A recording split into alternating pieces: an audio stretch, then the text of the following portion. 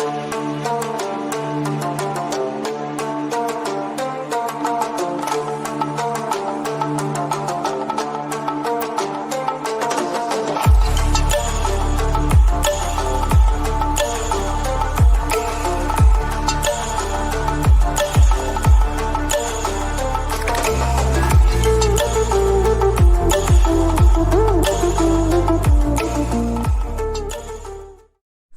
guys, welcome back to our channel Dream Academia, and today I am here with the second lecture on set theory. So let's begin with discussing about the definition of power sets. So let A be any set, then the set of all subsets of A including the set itself and the null set or empty set is called the power set of A and is denoted by PA. So what we can understand from here is that the power set consists of all the subsets of A, the set itself and the empty set or null set. So let's move on to the first example to get an idea about power sets. Find power set of set A equals 1, 2. So first from the definition we have to write down all possible subsets of this set A. So a possible subset is 1, 2, the set itself 1, 2 and the null set 5. So we have to just enclose them in curly brackets so that it becomes a set.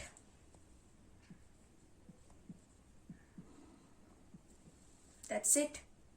It was very easy, right? Next, we move on to the second example. If phi denotes null set, then find P of phi.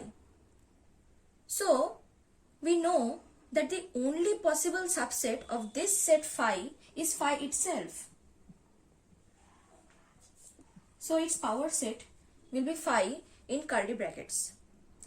Now, an important thing to note is the difference between only phi and this phi in curly brackets. So this phi represents an empty set, but this represents a singleton set which contains empty set as its element. I think I have made this clear. So let's move on to part B of this question. Power set of phi means we have to find out all possible subsets of this set, phi in curly brackets. So, one will be definitely the empty set phi and another will be the set itself.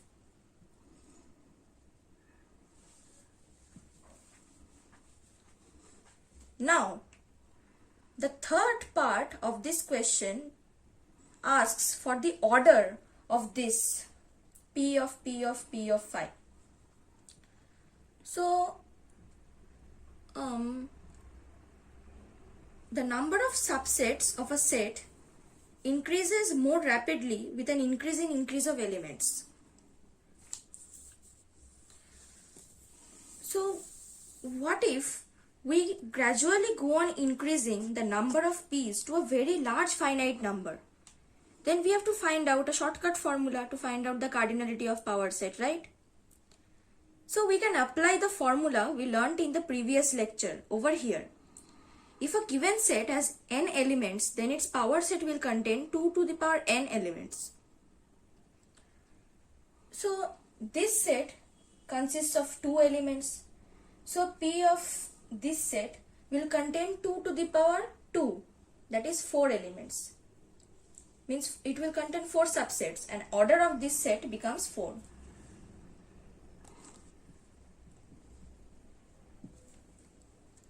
This formula makes it so easy, right?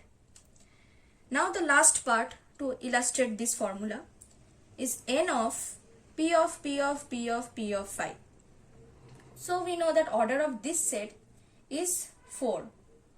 So simply applying the formula, we get 2 power 4 is equal to 16. So let's move on with the definition of universal set.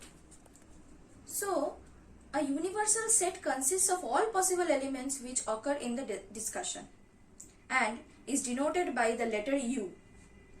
Let's take an example to illustrate this. If A is a set which consists of the elements 1, 2 and 3,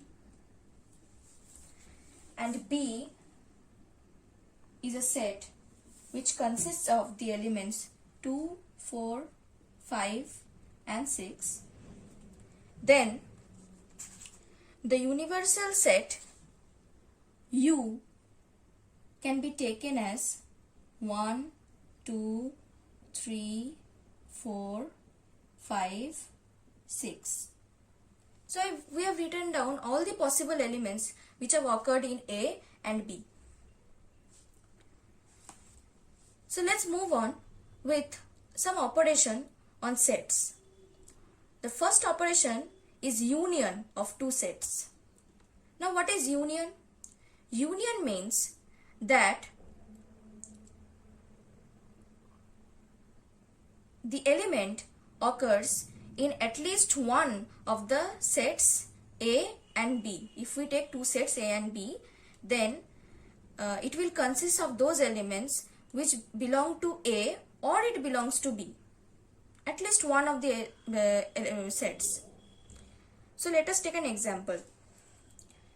Let's take A is equal to 1, 2 and 3 and B as 2, 3 and 4.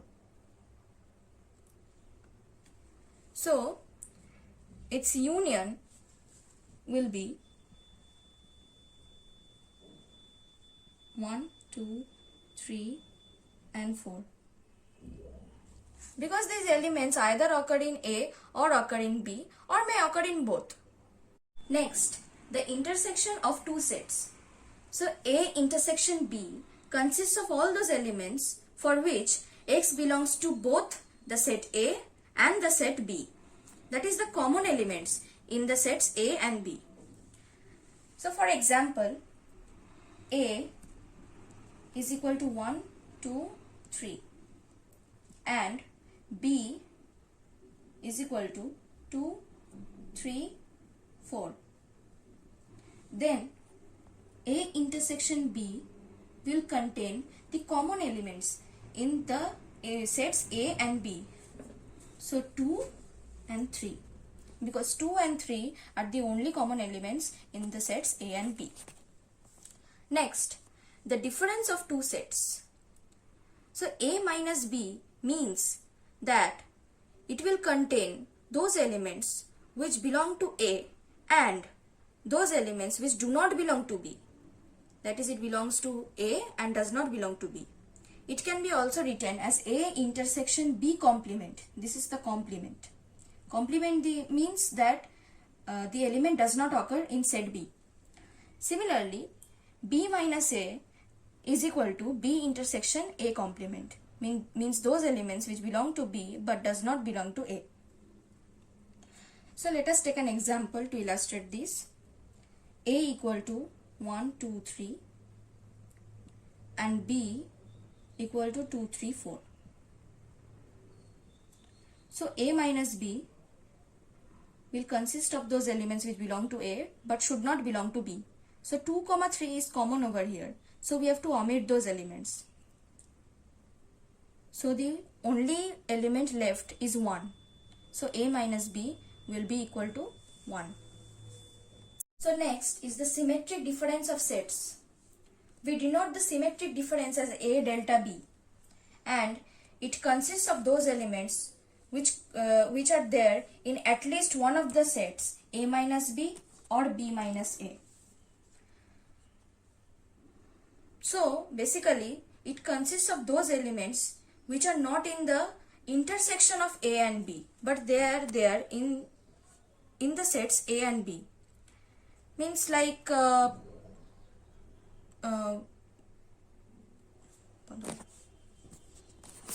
Start. So let us take an example to understand this better.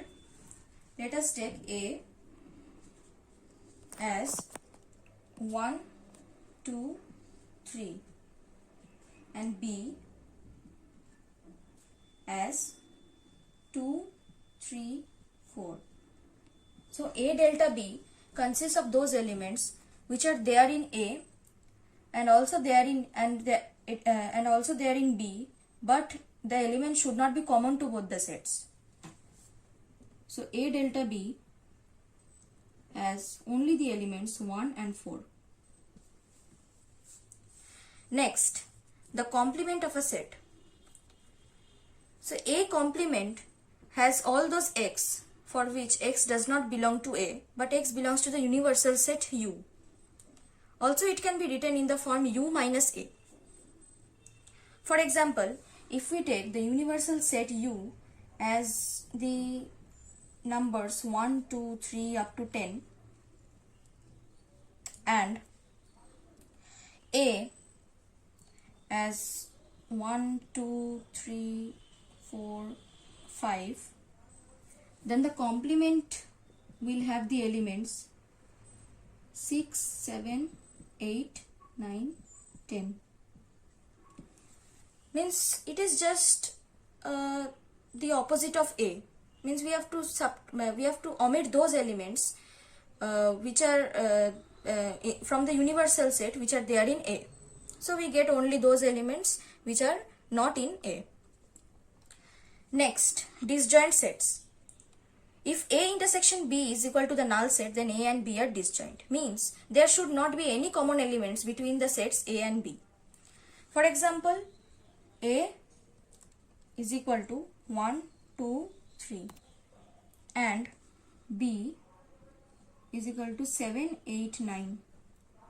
So clearly there are no common elements in the sets A and B. So A intersection B is equal to 5. So A and B are disjoint sets. So the next subtopic under set theory is Venn diagram.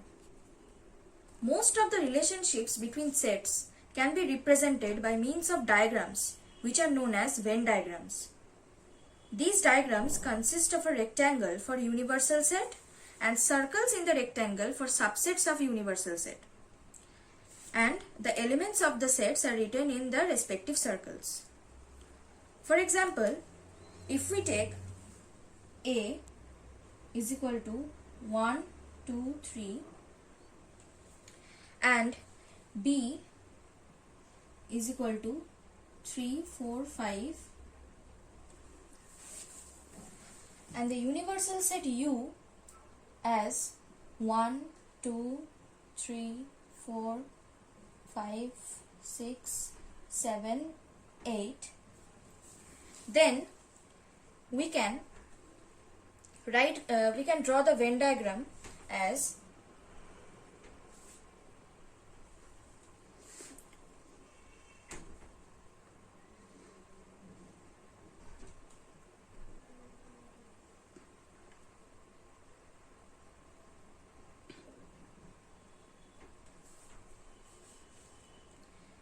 one, 2, 3, 4, 5.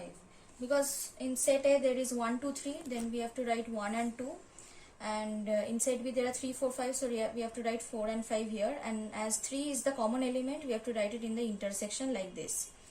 And in the universal set, apart from 1, 2, 3, 4, 5, we have these elements 6, 7, 8, so we can write these elements anywhere over here. Okay. Now, to represent the operations on sets, as we have already discussed, the first operation is the union. So the union can be drawn like this.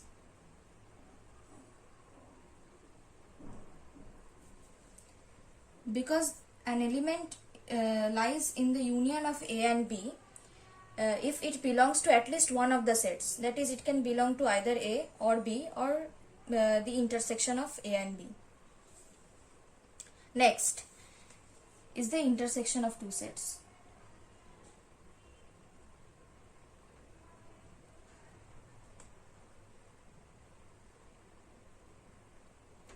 So the part common to both the sets is this region. So this represents A intersection B. Okay. Now the next is the difference of two sets.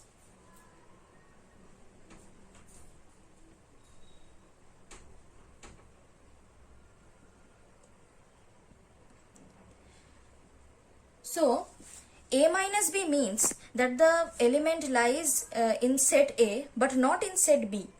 So it should be over here. This shaded region denotes A minus B.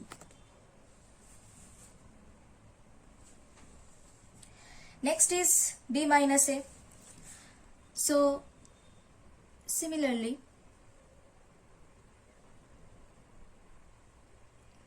this is the universal set. This is A, B. So B minus A will be this region,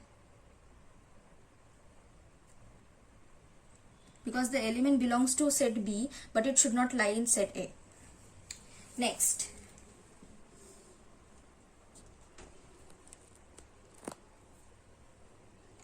is the complement of a set.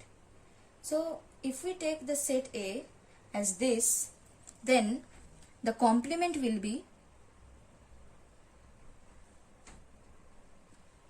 the region outside of A.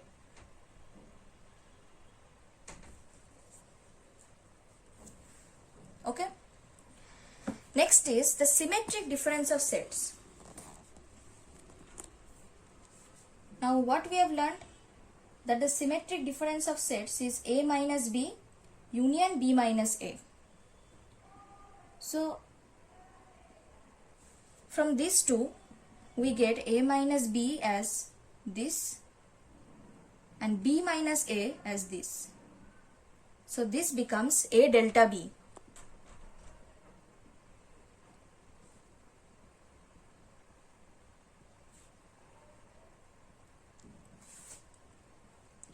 And last but not the least, disjoint sets means there should be no common element between A and B.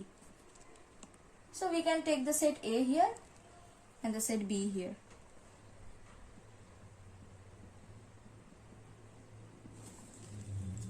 Now we are in a position to solve a set of problems. So the first problem is, let A is equal to 2, 4, 6, 8 and B is equal to 6, 8, 10, 12. Then find A union B. So this one is quite easy, right? A union B should contain those elements which are in at least one of the two sets. So first of all 2 is there, 4, 6, 8, then 10 and 12. So these numbers are in at least one of the sets A and B, so this will lie in A union B. I hope this is clear. Then the second example is, let A is equal to 1, 2, 3, 4, 5, 6 and B is equal to 2, 4, 6, 8. Find A minus B and B minus A. Now what we know? We know that A minus B means that all those x for which x belongs to A and x does not belong to B. So we have to find all those elements which are there in A but not in B. So there are two things which are common, two elements. 2 and 4 are common to both A and B. So you have to omit that and write the rest of the elements which are in A. So it will have 1, 3, 5. Sorry, in A and B we have 3 elements common, 2, 4 and 6. So we have to omit these 3 elements and write the rest of the elements. So the answer will be 1, 3 and 5. Okay. Now similarly B minus A will have those elements which are not in A but is there in B. So as we have already said that 2, 4, 6 are common, so the only element which is left is 8. So this answer will be 8. Okay. Now the third one is use Venn diagram to prove that A minus B is equal to A intersection B complement. So first let us draw the Venn diagram of this A minus B. So as we have already discussed, A minus B will be this region, right? Okay. Now A intersection B complement. We have to draw the Venn diagram of this to check if both of these are equal.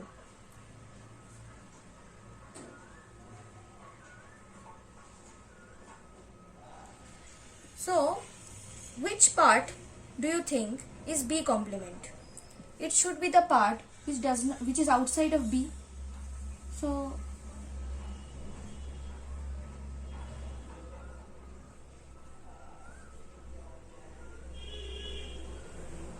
this part is B complement.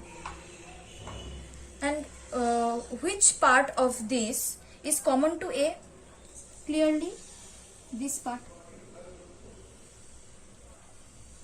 because A is this whole part, and the part common to both this and this is this, as you can see. So I am writing this for your convenience. This is the B complement part and this is the A part. So the intersection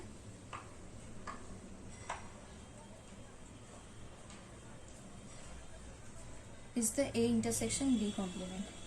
So clearly this is equal to this. Hence we have proved by Venn diagram that A minus B is equal to A intersection B complement. Now the last example. Prove that if A union B is equal to C and A intersection B is equal to phi, then A is equal to C minus B. So let's think. To prove this, let's take an element X such that X belongs to A. Okay. So what does this imply? This implies that X belongs to A union B. Since X belongs to A, it should also belong to A union B.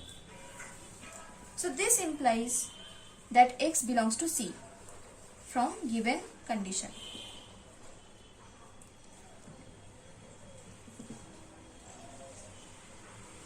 Okay. Now we have seen in the question that A intersection B is given to be phi, that is A and B are disjoint sets. This means that X should not belong to B, because X belongs to A and B are disjoint, that means X does not belong to B. This implies that X belongs to C minus B. Since X belongs to C and X does not belong to B, right? So what does this mean? This means that A should be a subset or equal to C minus B. Okay.